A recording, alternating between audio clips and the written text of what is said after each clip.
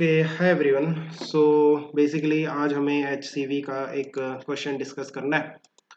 So question number 79 आज हमें discuss करना है। Consider the situation shown in figure. Okay, figure आपको गिवन है। The elevator is going up with an acceleration 2 metre per second square. Okay, and the focal length of the mirror is given 12 centimeter. Fine. All the surfaces are smooth and the pulley is light.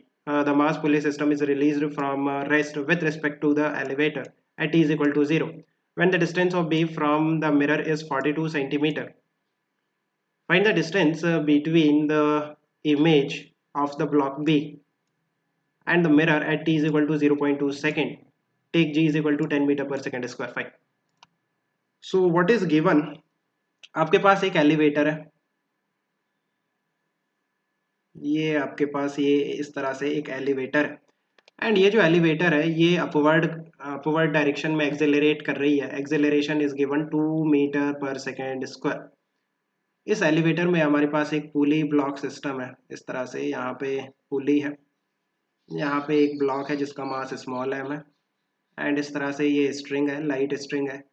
ये दूसरा block है, इसका mass भी small M है and t is equal to 0 पे हम इस system को रिलीज करते हैं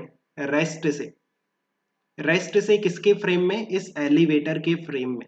सो बेसिकली जब आपका ऑब्जर्वर इस एलिवेटर के अंदर होगा उसे t इज इक्वल टू 0 पे ये जो दो ब्लॉक्स है ये रेस्ट में दिखेंगे, राइट। नाउ आप देखो कि t is equal to 0 and t is equal to 0.2 seconds. 0.2 second में ये जो दो ब्लॉक्स हैं ये कितना मूव कर जाएंगे with respect to this elevator. Basically ये जो ऑब्जर्वर है ये नोटिस करेगा कि ये जो दो ब्लॉक्स हैं ये कितना डिस्टेंस मूव करते हैं from t is equal to 0 to t is equal to 0.2 second. So basically ये क्वेश्चन जो है ना ऑप्टिक्स से ज्यादा मैकेनिक्स पे बेस्ड है। पहले आपको डिस्प्लेसमेंट निकालना पड़ेगा किसका?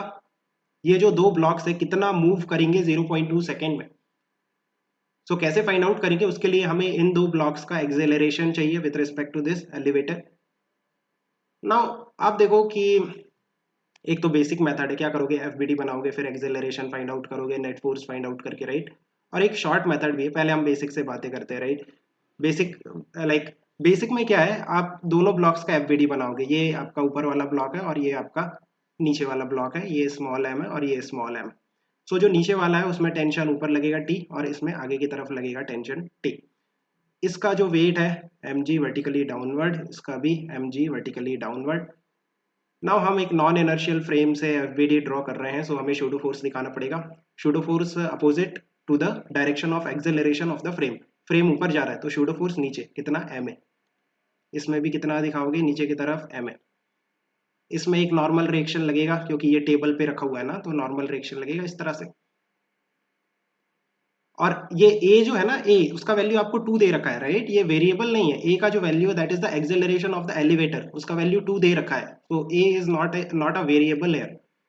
ना वेरिएबल क्या है? ये जो दो ब्लॉक्स हैं इनका जो एक्सेलरेशन आएगा with respect to elevator, let's say जो एक्सेलरेशन आएगा वो a1 है। तो ये वाला जो ब्लॉक है नीचे की तरफ a1 से जाता है और ये वाला जो ब्लॉक है आगे की तरफ a1 से जाएगा, राइट। सो आपके पास वेरिएबल है एक t और एक है a1, है ना।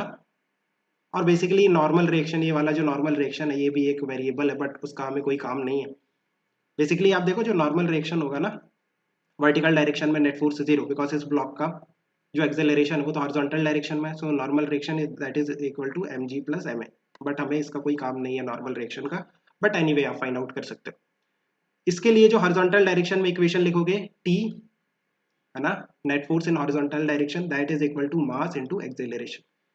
इसके लिए क्या इक्वेशन लिखोगे? Net force in downward direction that is basically ma plus mg minus T that is basically इसका मास इनटू इसका एक्सेलरेशन a1 डाउनवर्ड डायरेक्शन में। तो आपके पास दो इक्वेशन है, दो वेरिएबल है, हमें a1 फाइंड आउट करना है। सो t का वैल्यू जो है ma1 यहाँ पुट कर दो। So ma plus mg that is equal to tension उधर जाके प्लस में हो जाएगा, सो ma1 और ये वाला ma1 बेसिकली टेंशन और प्लस हो जाएगा तो ये ट्वाइस हो गया। सो a1 का जो वैल्यू निकल के आ रहा है वो है g plus a by 2। Now g का वैल्यू है 10, a का वैल्यू है 2 divided by 2 that is basically 6 metre per second square. This is the acceleration of the block system with respect to the elevator.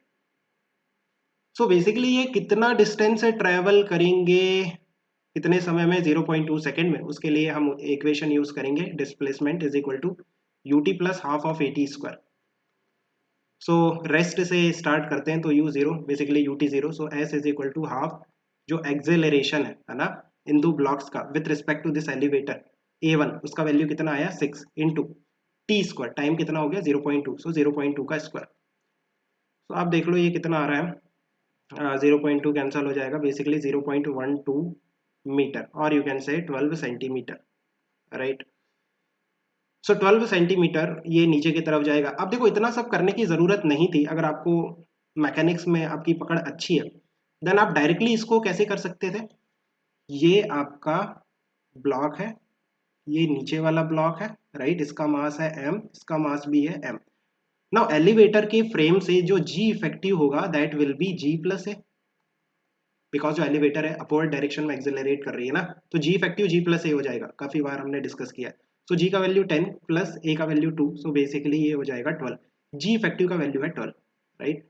अब इस system का मुझे acceleration find out करना है एलिवेटर के फ्रेम से, तो इस सिस्टम को जो मूव कराना चाहता है, जो फोर्स मूव कराना चाहता है, that is simply the weight of this block, that is mg, m into g effective आएगा ना यहाँ पे, g इफेक्टिव।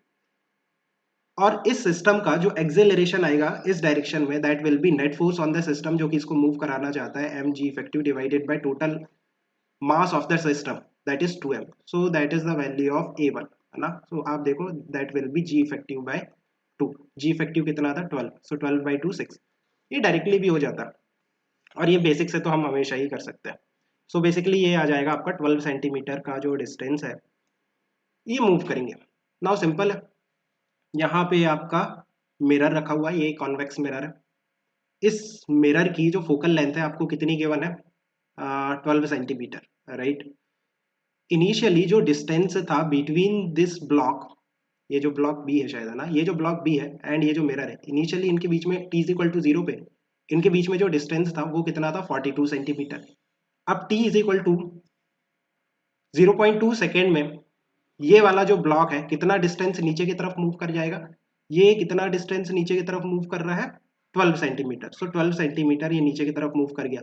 सो अभी जो डिस्टेंस बचा है यहाँ पे आ गया ये ब्लॉक, राइट, 12 सेंटीमीटर नीचे।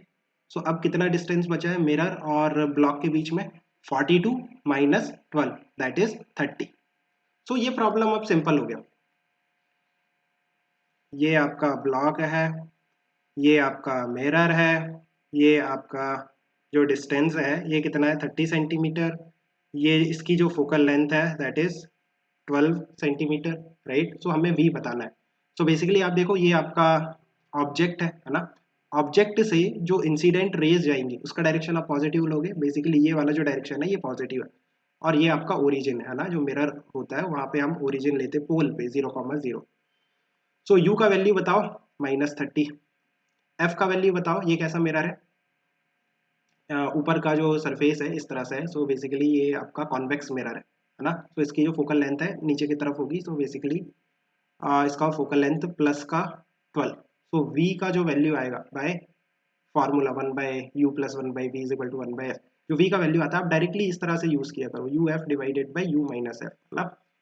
तो u का वैल्यू कितना है -30, f का value 12 divided by u minus F, u minus F का value 12, so basically -30 into 12 divided by minus का 42, इसको सॉल्व कर लेना, ये आपका v का वैल्यू है ना। यही हमें फाइंड आउट करना था कि जो इमेज है वो कितने डिस्टेंस पे बनेगी, मिरर से पोल से सेम ही चीज। So I think you have understood, let me know if you still have any confusion. Okay guys, keep working hard, best of luck, bye.